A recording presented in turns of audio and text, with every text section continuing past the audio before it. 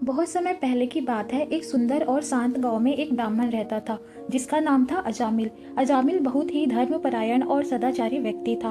वह रोज सुबह उठकर स्नान करता, भगवान की पूजा करता और अपने माता पिता की सेवा करता था। उसका जीवन पूरी तरह धर्म और सच्चाई के मार्ग पर चल रहा था। गांव के लोग भी उसका बहुत सम्मान करते थे क्योंकि वह हमेशा सत्य बोलता और अच्छे कर्म करता था। एक दिन जब अजामिल जंगल में लकड़ियां लेने गया तो वहां उसने एक ऐसा दृश्य देखा जिसने उसके मन को विचलित कर दिया। उसने एक स्त्री और पुरुष को अनुचित आवरण करते हुए देखा। यह दृश्य देखकर उसका मन डगमगा गया। धीरे धीरे उसके मन में वासना और मोह उत्पन्न होने लगा। वहीं से उसके जीवन की दिशा बदल गई। अजामिल धीरे धीरे बुरी संगति में पड़ गया। उसने अपने माता पिता, पत्नी, धर्म को छोड़ दिया। अब वह जुआ खेलने लगा, चोरी करने लगा और गलत कर्मों में लग गया। उसका जीवन पूरी तरह पापमय हो गया।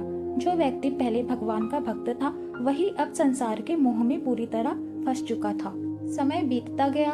अजामिल के कई बच्चे हुए, लेकिन सबसे छोटे पुत्र से उसे सबसे अधिक प्रेम था। उसका नाम उसने रखा नारायण। अजामिल दिन रात अपने बेटे को प्यार करता और हर समय उसे पुकारता, नारायण नारायण।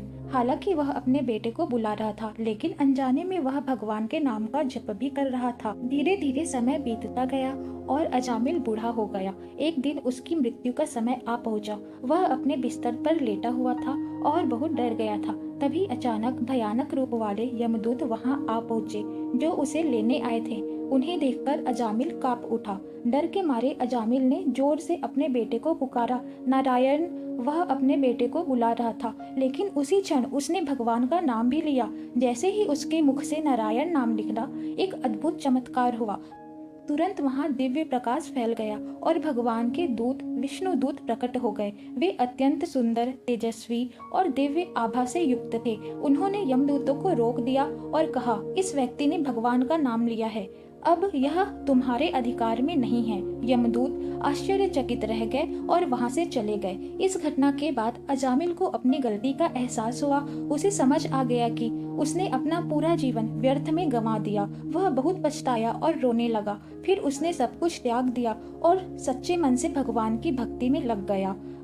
अजामिल ने अपने जीवन के अंतिम दिनों में भगवान का स्मरण किया, ध्यान किया और सच्चे मन से भक्ति की। अंत में उसे मोक्ष प्राप्त हुआ और वह भगवान के धाम को प्राप्त हो गया।